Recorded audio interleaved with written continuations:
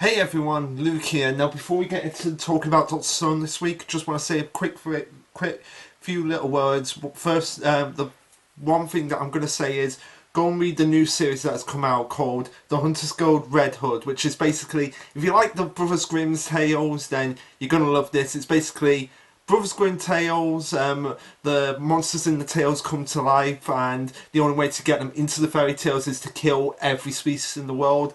And one of the main characters is basically Little Red Riding Hood with a gun. So that's all you need to know. So yeah, go and read that series. Pretty interesting series. But for now, let's just dive right into talking about chapter 202.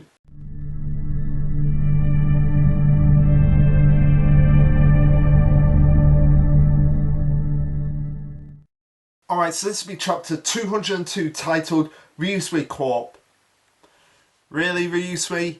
You're so greedy you had to take the title chapter as well. I'm just kidding with you. But yeah, this is basically Ryusui's greed coming out in full force in this chapter. So anyway, it starts off with a recap of the last chapter, which is basically they need the fluorite to make the spaceships and the spacesuits. And Ryusui being Ryusui is like, I fully desire it all. But not only Ryusui, we also get some pretty interesting moments from Francos in this chapter, as they are like, I am nearly to the point of madness. There's one resource that I've long dreamed of attaining in the stone world. Desire, more like an obsession. Oh, you think, Francos? You think? And Reese was like, good thing we're off to the Mediterranean Sea, because one thing we can get our hands on is olive oil. I just love the fact that that's the thing that they're basically fangasm over in this chapter. I am not even kidding. Look. Oh, phone went off, but look. They are literally fangasming over olive oil of all things. Well, Francos, I can actually see, because being a chef, you would obviously want olive oil to make, because olive oil is kind of an essential ingredient in most foods and rich in culture in that regard. And Gen goes on to say, the fluorite's just a footnote, as he's like, really? That's the thing your guys are guys obsessing over, when you should be obsessing over the fluorite? But Ryusui corrects himself and he's like, I can desire multiple things at once, right? Sure, whatever, Ryusui. We'll go along with that. But they go on to say the new persons will be taking them all around the world to obtain every last thing they desire, and they're charting a direct course across the Atlantic, as we see them going in between the sea between Spain and Africa. I've forgotten what that sea. I know it's the Mediterranean Sea, but like the little panel right here, if you can actually see, like just that little bit right there in between Spain and Africa that just jots out. I can't remember the name of that sea. Now in Shonen OG's stream, he mentioned like them actually coming through the channels between many countries in Europe, including Spain and France. And I mentioned like they might actually cut through the English Channel to get to England, which is where we hope Math City will actually be set, which would make the most sense. But anyway, Karaka goes on to say it's hard to imagine all of these places, all of these places based on their names alone. And yeah, Kahaku, you're right. We'll give you that. And of course, we get the title page, which shows Ryusui just looking swagger with a nice cold drink to celebrate it. As we have them actually arriving in Barcelona and docking the ship, and again going on to say they've truly made it here in a week, and the new Perseus is fantastic, but because they don't want to cut their moment short, Ryusui says sorry to cut their moment short, but they have to harvest a lot of the olives that they're going to actually be using in olive oil. And he obviously asked Chelsea to give them a location, which of course Chelsea, being the ultimate geographer in this situation, knows where olives are actually going to be stationed here. And Korko actually says something that for her actually makes a lot of sense. Of, do we really have the time to go foraging? And Senku's like, why not? We have to set up base camp anyway. Food, clothes, and shelter take priority, which is what Suika did in her chapters. Like that was one of the first thing. They were basically the first thing she actually created at the end of chapter 194. So yeah, Suika following Senku's example, and clothes, food, and shelter, which obviously basic survival skills, they're the top priority. As Senku says that they should go and do some splendid sightseeing in Spain. Gren brings up something that Red has been saying for ages in the Control Chaos videos. Is there anything left to see? Well, there's cows and city in Spain and balls. Yeah, we'll get into that when we get into it. But anyway, Senku says all the more reason to let Ryusui go on a little rampage as the king of Desai, and yeah, basically resetting the world. They got this new culture basically all to themselves that they can rebuild and revitalize, as we see them basically harvesting the olives and running the olive paste through a centrifuge. I think that's what it's actually called. That Senku is actually mentioned in here, and again giving just like the cynical, sarcastic look of like, there it is, food is science, right? It's like, Senku, in your world, everything's science, so why am I not surprised? As Kazuki is getting really confused about what is actually this device that Senku wants him to whip up, Senku whispers in his ears and he's like, you mean the spinny thing? And within like probably about 5 minutes, he's whipped it up for them, as Kraku's saying, already done. And Chrome just basically says Kazuki can pull off a simple crafting job like that in his sleep, and by this point, yeah, he can. And we see Franco's doing what she was doing at the beginning of the chapter again, and basically drooling over the fact that now she has olive oil that she can make really sumptuous dishes that they will have no doubts would make their taste buds get very excited, as we see her using the olive oil in what looks like a genie bottle. Okay, why they didn't make a genie reference here, I have no idea. I really don't know why they didn't just make that just a little quick gag. Well, maybe they will make it in the anime when we get to this point in probably season 5. Who knows? But anyway, she presents authentic agilo. Now I've never had any Spanish food before, so I don't know what this will taste like. So if people in the comments could actually let me know what that tastes like, I'd be glad to know. And she says it's made with extra virgin olive oil, and she's made a fishman's whim pasta. And we get various reactions from everyone, but the most interesting thing is Gen, because now he actually has something that like with the last chapter when they were on the Perseus just speeding along towards Spain and towards Barcelona. It's like, that familiar olive oil aroma really brings me back. And yeah, having something like that after missing it for, because Gen at this point has been awakening in the stone world for a few years at this point, so to have something of that taste back in his mouth, it must be a awesome sensation after missing it for so long. Ryusui goes on to say, now this place is feeling more like Spain for real, for a taste of the local tribes starts at the dining table. And of course Kohaku and Chrome have a very different reaction from them too, because this is something they've never tasted in their lives before, and they're like, this is all new for the Ichigo Fish Crew. Bad, yum. Anyway, we cut to to some time later where we see some of the local inhabitants of Spain actually being revived, and we see quite an interesting tidbit here where we see Francois speaking to them in Spanish, which she goes, "Si, let me try and pronounce this. Si queri pude repeta." I probably butchered that, but basically it translates out to "seconds are available if you wish." And Chelsea goes on to say that Freaky stuff, Francos. You speak Spanish too, and she informs them that she learned the basics from the people in South America that they revived. Which Pi Jones was a little confused when we talked about this on Discord a little bit, and he thought they spoke Portuguese there. So I actually had to look it up, and Spanish is the most noteworthy international language that came over to South America. So obviously that makes a lot of sense that Spanish would be one of the languages that she would actually learn. But she's still lacking in some departments. But earning the trust of international guests means showing respect to the local culture.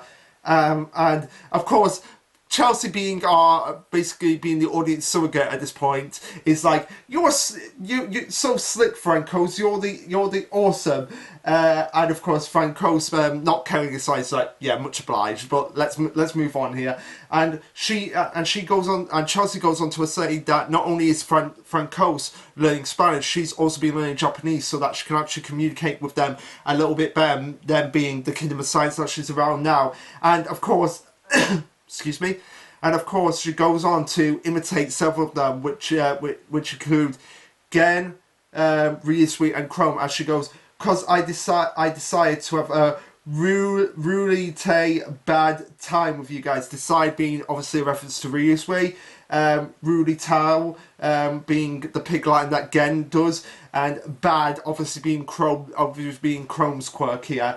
And Suika says, "Wow, you're doing great." As Gen says, "Am I hearing hints of us there?" Yes, you are, Chrome. And this is actually something as well that was actually brought up in the last chapter, where Kawaku was like, "I don't speak or I can't read or write," and Suika's like, "Let me teach you." And obviously we got her sort of like learning to read and write when she was like, "I caught the fish." So a lot of learning going on, and we're probably going to learn a lot more about different cultures as we move along in the series itself as well. Well, obviously with me, when we get to England, if we get to England, that's going to be something that's going to get me excited, because then people around the world will learn about my culture, and maybe we'll get some English foods like fish and chips. I know that's kind of gone a bit international now, but Senku Ing, our plate of fish and chips, I just want to see that. We cut to some time later as we see Koroku saying,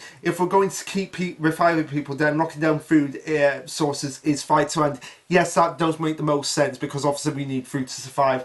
As we get a glimpse of a bull just looking at the group, I'm thinking, which is probably thinking like, who are these people I've not seen before? But we cut to, again, another location where we see Kosuke just chilling out and just relaxing and just being his happy self, and he's like, he's having a craving for a sweet dessert, and Chelsea's like, yeah, I heard that before. We see Chrome just like just unintentionally bringing back bullfighting, as he's like, bad, why me, why these bulls chasing me? Oh wait, I'm Chrome, I don't know what bulls are, I've lived in the Ishigami village, never seen bulls before. Which I am waiting for the moment that Kohaku sees a gorilla for the first time.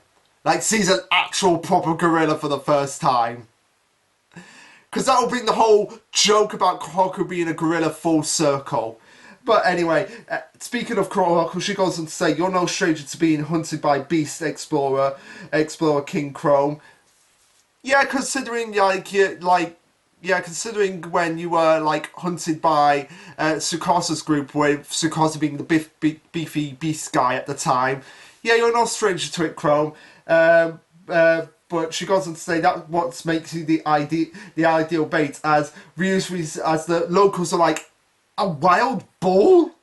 Like, they're shocked by this, like, oh my god, wild bulls is still a thing here in this timeline.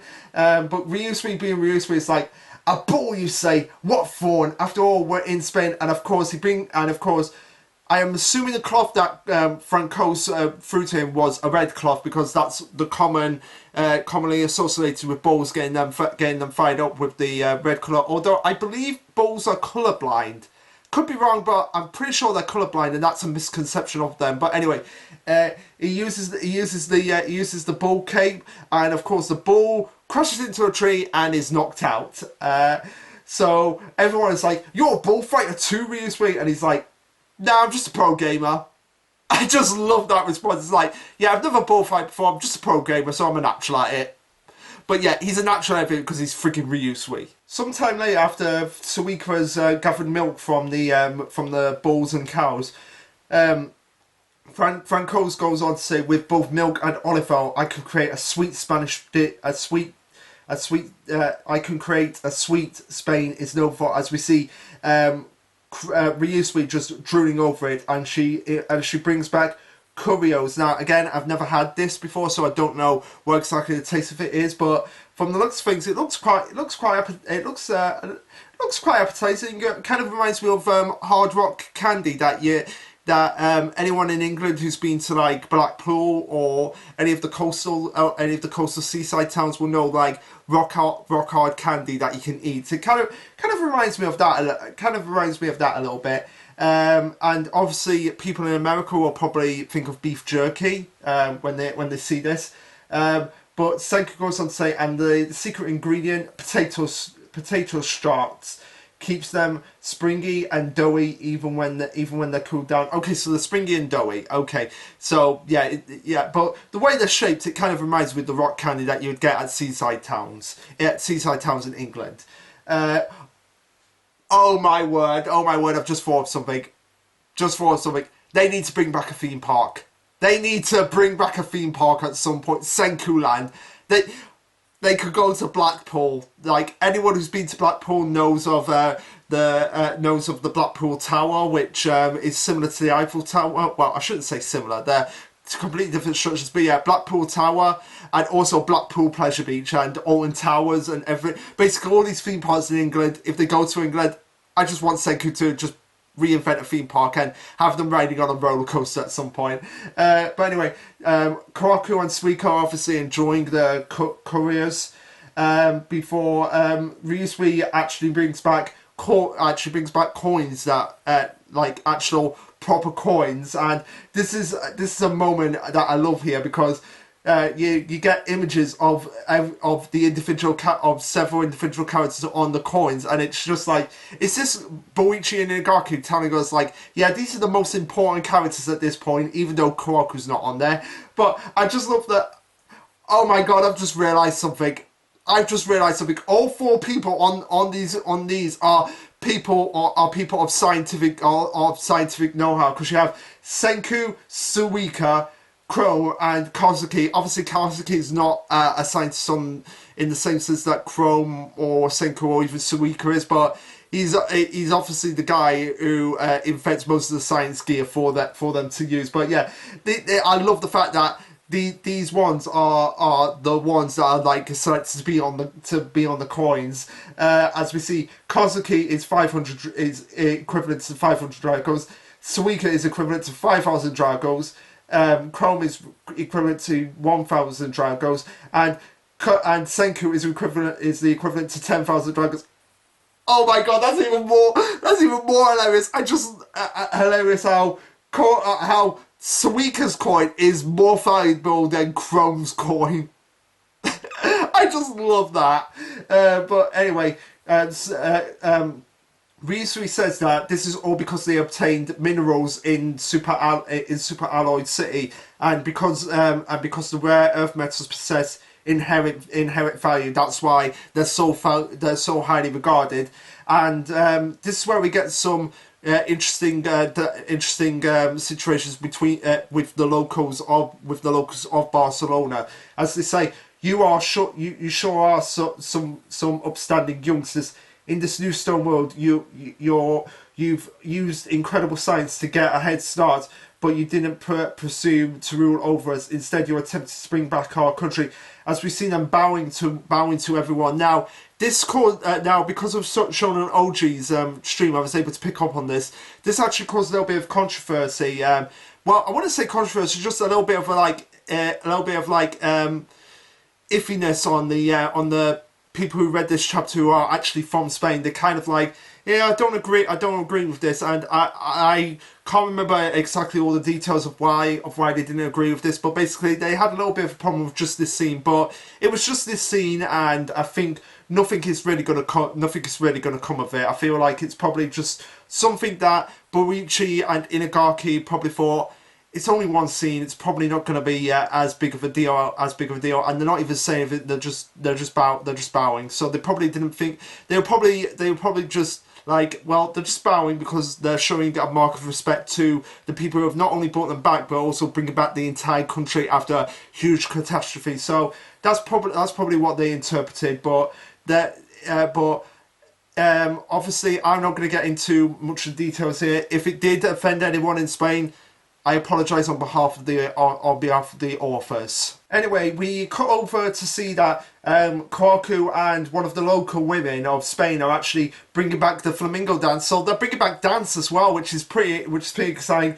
And I've done dance before. Like I've done dance rehearsals, dance shows before, so I've done that, and it can be quite stimulating. But dance is not really my strong point. I will admit that, and it's definitely not Chelsea's strong point. As she tries to do it, and she ends up falling flat on her face. Yeah, not something Chelsea is naturally gifted in. But Ryusui goes on to explain to the locals, skip the thank yous and raise your heads because we're not even doing it for you. Where he's just a greedy guy who decides everything as suspected. But of course, he decides it not just for himself but for everyone because he expects everyone to be greedy. That's just the way Ryusui is, and it's the way we love him. Basically, I've called him the Tony Stark of Dr. Stone at this point, but it'd be better to say he's probably the Jeff Bezos of Dr. Stone, if Jeff Bezos was an actually nice guy who actually respected his employees. I had to do that dig because, seriously, Jeff Bezos, you've got enough money, you could easily give the Amazon employees some benefits. But anyway, didn't want to get political there.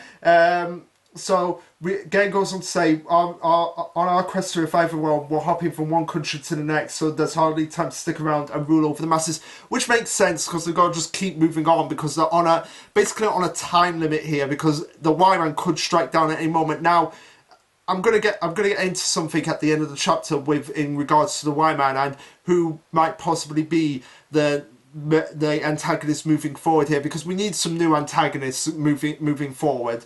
So anyway, we'll get into it in the end. As Ryusui goes on to say, those who work are professional in my book, and pros desire fair compensation. That's how Ryusui Corp goes about business. See, pretty much what I said in regards to ripping on Jeff Bezos there. Yeah, that's like something any company can learn from. Like anyone who works is professional, and they deserve to have the greatest amount of respect because some jobs are not easy. Like could any of you imagine doing McDonald's 24/7 for the rest of your life? No, but some people have got to do it, and they deserve more credit than any of us because they have to stay up ridiculous hours sometimes. Like I've been there myself. I've worked in a nightclub, working until nearly 6 o'clock in the morning, and then having to go and do a day job as well. So I have total amount of respect for people who work nights now because it's not easy. Anyway, he says, and it doesn't hurt that we control the new world's leading currency. As Kaku says, I'm sensing more scheming ahead, but of course the locals are like, we're happy to work, and he's like, that's music to my ears, and they just need to get resources together, which is the fluoride. And I don't even know who's saying this. It might be Ryusui saying this. So it was the long con, the Antastic Fae, King of Desire, always gets what he wants. Now, is that meant to say that Gen is rubbing off on Ryusui? Because that's something like what Gen would say, but he's not in that final panel of the chapter. But anyway, that's something I picked up on there, and that's where the chapter ends. So, really brief chapter, not too much to talk about, just getting the locals up to speed on everything and actually getting their support on actually getting the fluorite back, and obviously getting some character development for not just Ryusui but also for Frank Crows. This was pretty much their chapter, and finding out just the extent of their desires. Now, going back to what I was saying about Shonen OG he reckons that the Y-Man might actually have supporters on Earth that are actually going to be relaying information to the Y-Man, and he's going to be communicating with them to actually stop Senku. And yeah, and this might actually be this might actually have some relevance to at the end of chapter 193, when after the petrification came, we saw that light from Ishigami Village. And that might actually be Y-Man supporters. Like, after the second petrification came about, and it was a few days later, we saw that light from Ishigami Village, from what used to be Tsukasa's tower, just beaming out everything. That might actually be a case of Y-Man supporters actually reviving, and Y-Man might have actually had it in place, like some of his supporters could revive at that point, and we might actually get some revelation of that. Like, they actually know about the Y-Man, they know what's on the moon, and he's probably like, okay, we're going to be petrified, but you guys are going to get out at a specific point, specific points in the future. We don't know when that is, but we'll make sure that you actually do get out. And maybe that's actually been a culture that's been passed down from through the generations, in the same way that Byakuya had his culture passed down through the generations until it got to the present day. There might actually be a Y-Man culture somewhere out there. But anyway, that was it for the chapter. So what do you guys think? Let me know. Like, subscribe, comment, all that jazz. And this will be Lasherluke signing off. Later, guys.